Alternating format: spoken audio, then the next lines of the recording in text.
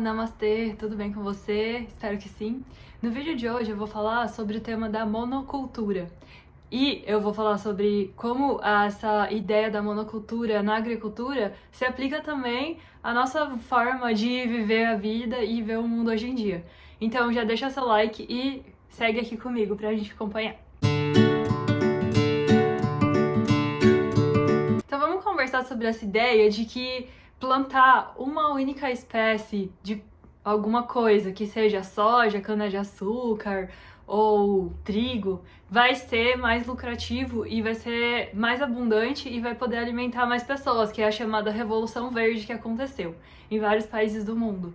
E como essa Revolução Verde, na verdade, trouxe muito mais maquinário para as áreas agrícolas. E essa ideia da monocultura acabou enriquecendo menos pessoas, uma pequena parcela das pessoas que tinham terras, porque eram as pessoas que tinham dinheiro para investir nesse tipo de maquinário, e os agricultores, que são os pequenos e médios agricultores, que são aqueles que não trabalham tanto com monocultura e que cultivam os alimentos que realmente nós consumimos, que são os legumes e frutas e vegetais que a gente consome todos os dias, esses não têm exatamente como investir nesse maquinário todo e inclusive em todos os pesticidas, agrotóxicos que também a gente acaba ingerindo junto com um alimento, e como isso acaba afetando vários alimentos, né? Porque quando se usa agrotóxicos extremamente tóxicos para a saúde humana, não só para matar os insetos, né?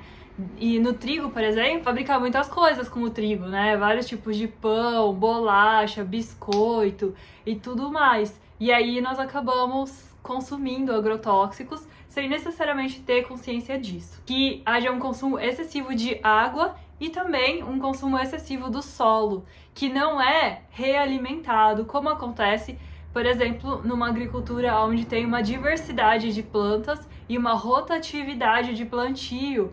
Por quê? Porque daí o solo ele vai ser desgastado por um tipo de planta, mas depois ele vai ser alimentado por outro. O que uma planta pode trazer de insetos, alguma outra planta que é plantada ao lado, ela repele esse inseto. E então, como é importante existir a biodiversidade mesmo, que exista diversidade nesse plantio, para que realmente seja mais lucrativo a longo prazo. E aí eu vou trazer aqui uma reflexão, que a gente estava falando sobre essa ideia da monocultura, e uma das coisas que eu vejo que existe muito é essa ideia de só ter uma forma única de pensar, por exemplo, ou uma forma, tipo, como se ela fosse a correta e tudo, e muitas pessoas acabam pensando igual e ficam com medo um pouco de questionar e pensar diferente. E também a ideia de ter resultados a curto prazo, que é essa ideia da monocultura, né? Dessa tal revolução verde, que você vai ter muito, muito mais resultado em curto prazo. E aí a gente acaba sempre pensando, assim, que as coisas que a gente deseja e as coisas que a gente quer conquistar e as mudanças que a gente quer ver no mundo, elas têm que ser rápidas, elas têm que ser a curto prazo. E, portanto, desejar que as coisas aconteçam a curto prazo, e hoje a gente está colhendo com as mudanças climáticas, eu acredito em grande parte que é uma colheita de se ter plantado esse pensamento, de ter resultados a curto prazo e não ter pensado nos resultados a longo prazo, ou sim, ter pensado nos resultados a longo prazo, mas não ter se importado com eles.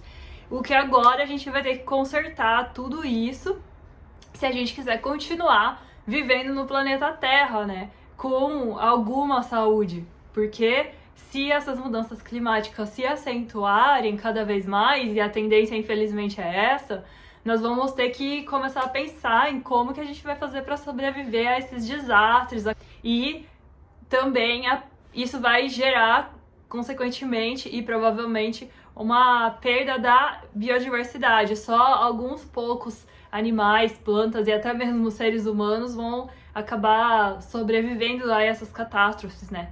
E principalmente, como sempre, né, os países menos desenvolvidos vão ser os mais afetados. De pensamento que como que existe um jeito melhor e único de se pensar ou de se teorizar a vida, ou existe só um jeito ou dois jeitos extremos de se fazer política ou de se relacionar, socialmente colocado para ser aceito, uma família bem constituída, com tudo bem certinho, assim, para quem tá olhando de fora, parece que essa pessoa é mais confiável, mas a gente nunca sabe o que tá acontecendo, né, no interior daquela família.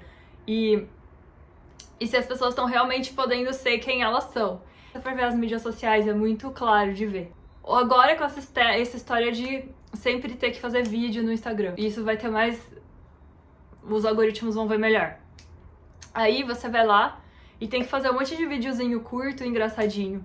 E aí a gente deixa de falar de assuntos que precisam de muito mais conceitualização e um tempo maior para poder realmente falar sobre coisas muito importantes. Grande parte das coisas que a gente precisa conversar e essas soluções que a gente precisa encontrar agora para viver no mundo, elas precisam de conversas e elas precisam ser conceitualizadas e precisam ser ancoradas em algumas ideias que demandam tempo para serem explicadas. Os raciocínios têm que ser desenvolvidos e a gente vai perdendo a paciência em relação a isso, de ouvir o que o outro tem para falar e por que ele pensa daquele jeito, e a gente acabou ficando vivendo de um jeito que a gente precisa de uma solução rápida, de uma resposta rápida, e a gente não quer muito teorizar sobre os nossos pensamentos, né, ou como a gente vê o mundo. E é por isso que eu acredito que a gente vai chegando numa pobreza, tanto como acontece na agricultura, a gente vai chegar numa pobreza também de pensamento e de troca. Algumas ideologias aí extremistas que eles querem que exista só um tipo de pessoa, né, os nazistas, eles pensam que só tem uma raça soberana que deveria sobreviver e um tipo de sexualidade que deveria existir. Então, não pode existir diversidade. E no mundo, a gente só pode realmente evoluir e se retroalimentar. Ninguém tem todas as qualidades necessárias e ninguém tem todos os defeitos também. Então, a gente vai se complementando entre as pessoas. E se a gente não faz isso, a gente vai se empobrecendo socialmente e intelectualmente também. E a gente vai deixando de conversar sobre como cada um se sente, como que a gente pode encontrar soluções coletivas para esses problemas que são coletivos também. Então as soluções não vão vir da cabeça de uma pessoa, mas sim com muita conversa, muita troca, muito aprender a lidar com opiniões diversas, para chegar em soluções e testar soluções para ver se elas estão funcionando. E a gente pode ver que algumas soluções propostas no passado não estão funcionando, então a gente tem que repensar essas soluções. A pessoa tentou pensar uma solução, mas as pessoas normalmente, né? Mas não tá dando certo, então vamos pensar em outras, vamos e também juntar diferentes pessoas para falar do seu ponto de vista e do seu lugar de fala. O que a cada pessoa também pode pensar como um problema mais urgente a ser resolvido. Que a gente precisa aprender a se abrir para poder estar convivendo com a diversidade, para que, como seres humanos, a gente consiga formar uma biodiversidade de seres humanos. Um funcionamento sustentável, né? Que a gente consiga ir construindo, pensando a longo prazo. É claro que a gente está numa emergência e a gente também precisa pensar em curto prazo, mas a gente consegue observar que tudo que a gente quer que aconteça rápido e logo, acabamos pagando um preço muito alto por isso. Como humanidade em geral, o nível de poluição emitido de CO2 emitido pelos países mais desenvolvidos é imensamente maior do que o emitido pelos países subdesenvolvidos. Mas todo mundo paga o preço por isso. A mudança climática não acontece só nos países que emitem mais CO2. Vai se espalhar porque é tudo junto. Situação da desigualdade social também, a gente consegue ver que... Então, como que a gente vai juntar várias cabeças pensando e com paciência para conversar? A gente perdeu a paciência para conversar. Então, se a gente for ver, existe esse jeito imposto de que a gente tem que pensar de uma forma rápida, de que a gente tem que achar uma solução rápida e de que a gente tem que fazer uma coisa, então, massificada. E muito pelo contrário, cada vez mais é pela diversidade que a gente vai conseguir pensar em soluções e elaborar e implementar soluções para esses problemas. De a gente olhar para dentro, usando como, por exemplo, uma ferramenta o yoga, é extremamente rico se a gente vai praticar com esse objetivo.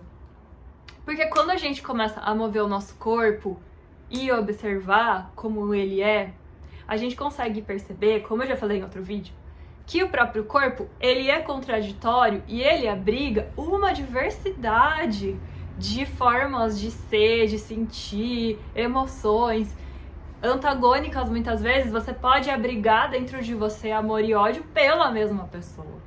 Depende do momento. Você pode sentir em alguns momentos com um determinado alimento muito prazer ou muito asco. Depende do momento. E a gente consegue começar a se conectar com isso quando a gente começa a aceitar que isso habita dentro do nosso corpo, que habita dentro do nosso ser, que isso é o que a gente é. A gente pode começar a colocar em prática nas relações com as outras pessoas e com o mundo.